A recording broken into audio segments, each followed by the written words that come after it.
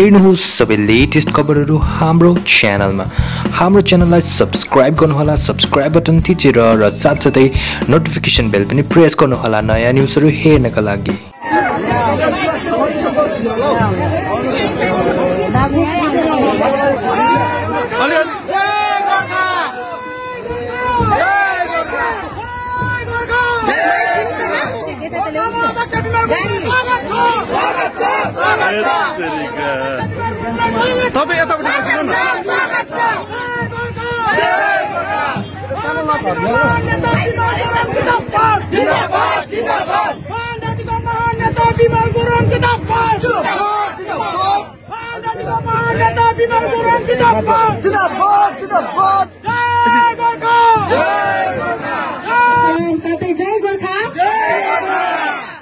बिमल दाजु हजुरलाई हाम्रो कोटलामा स्वागत छ।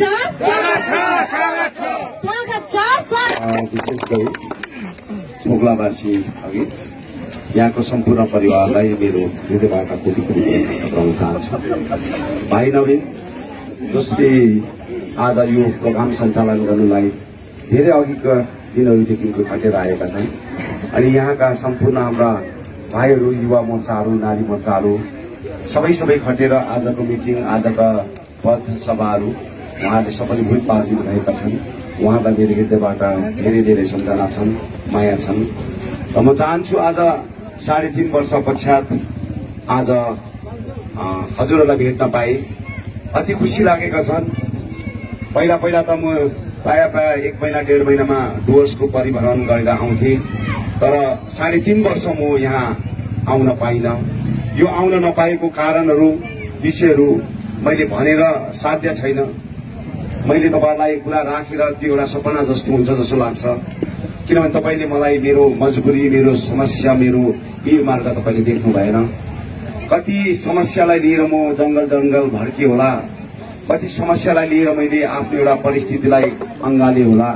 यो समयमा यति भयानक स्थिति, यति भयानक कुराहरू छन्, यसलाई मैले तपाईहरुको अगाडि पठन गर्नै सकिनँ।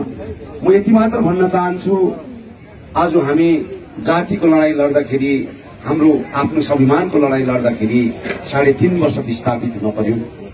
व्यक्तिगत स्वार्थले होइन, मेरो एउटा निजी स्वार्थले होइन, म जातिको स्वार्थले गर्दाखेरि, मेरो माटोको मायाले गर्दाखेरि म आफ्नो 3.5 वर्ष विस्थापित हुन परेको। तर यो विस्थापित हुन परेको पनि कारणहरू आज यहाँ 2 शब्दमा राख्न चाहन्छु। र आज भारतीय जनता पार्टी, अहिले मैले यहाँ धेरै झण्डाहरू देखेँ, कमलको फूल सजाएर राखेका झण्डाहरू मैले देखेँ। तर यी कमलका फूलहरू देख्दाखेरि कमलको फूल जस्तो देख्छन्, तर यसको भित्र राम्रो विचार छैनन्, राम्रो आकार छैनन्, यसमा छलकपट छन्।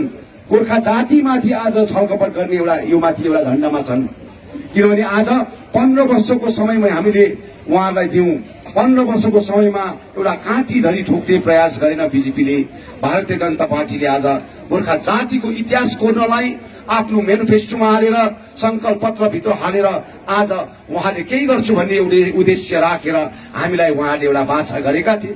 तर आज 15 वर्षसम्म त्यो बाछा निभाउन सकेनन्, वादा निभाउन सकेनन्। हामीले अन्धभक्त भएर उहाँलाई सपोर्ट गर्यौं। तीन ताल हामीले बीजेपीको सिम्बलमा भारतीय जनता पार्टीको जसवन्त सिंहलाई जितायौं 2009 मा, 2014 मा आज एसएस आलवालाई जितायौं, 2019 मा राजु विष्टलाई जितायौं। यो जिताउनुको अर्थ, यो जिताएर पठाउनुको अर्थ हामीमा गोर्खा जातिको अस्मिता लुकेका थिए, गोर्खा जातिको माया लुकेका थिए, माटोको आज स्वाभिमान थिए। त्यसले गर्दाखेरि उहाँलाई सहयोग गरेको थिए। तर भारतीय जनता पार्टीले यो जम्मै कुरो भुलेर खालि उहाँले एउटा भोटको राजनीति गरे, मानिसलाई, गोर्खा जातिलाई भोटको मसिनको तरिकाले मात्र हेर्ने प्रयास गरे। र यो चीजहरू हामीले 2019 को भोट सकेपछि हामीले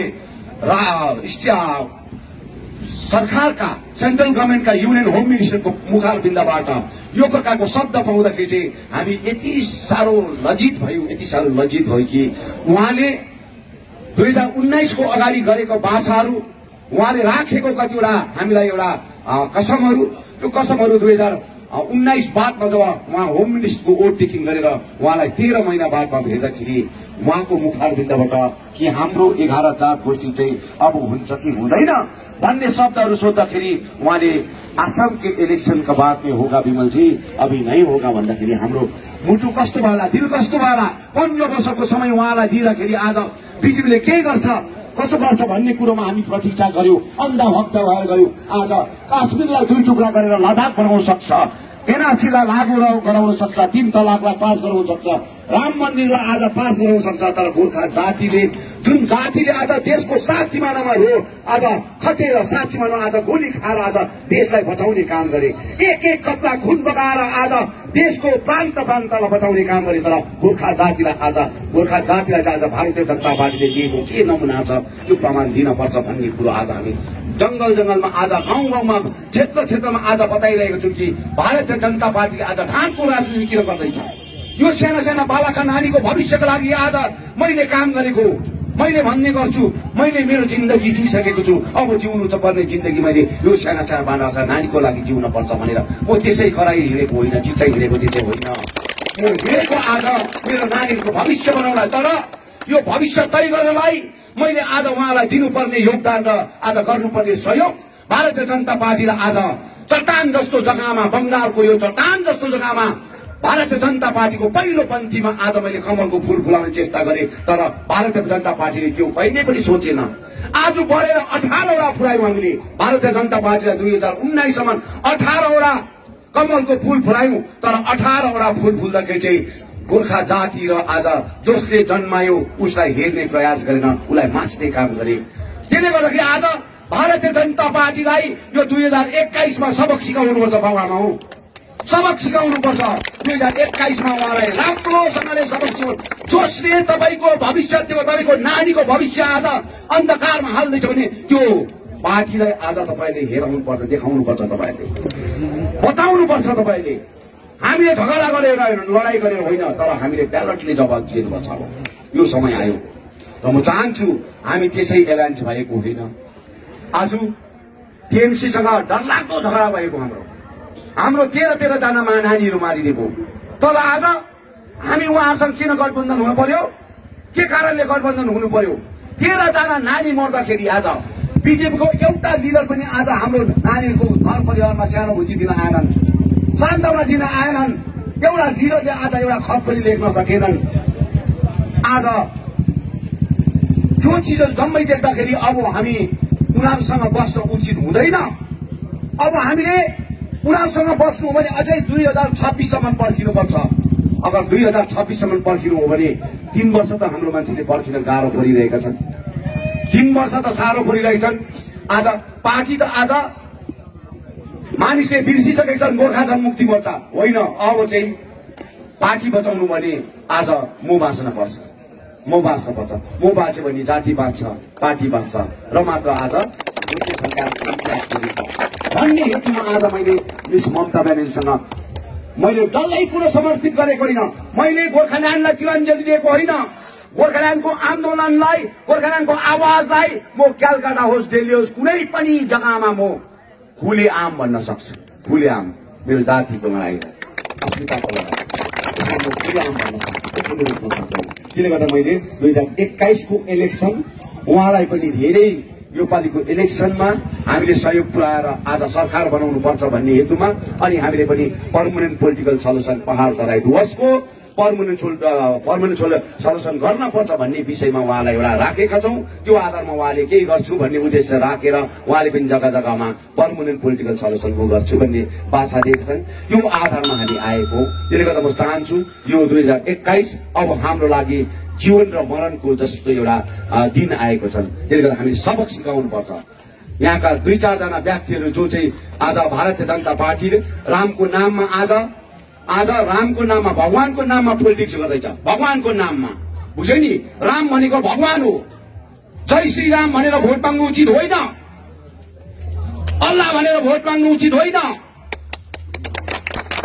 सिद्धार्थ भनेर भोट माग्नु उचित होइन।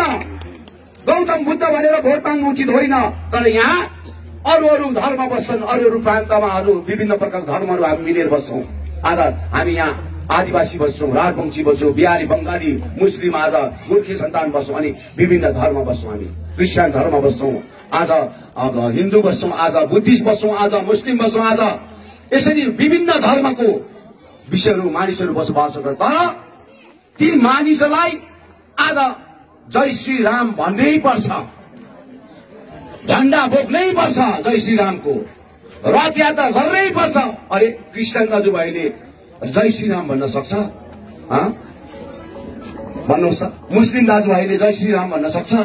बाध्यता गरेर आज पोलिटिक्स गर्न खोज्छ यिनीहरूले, बाध्यता गरेर। त्यसले गर्दाखेरि आज यो जग्गामा सबै धर्म, जनै पार्टी, सबै मानिसहरू बसोबासो गर्छ। त्यसले सामान्य नीति गरेर आज राजनीति गर्न पर्छ।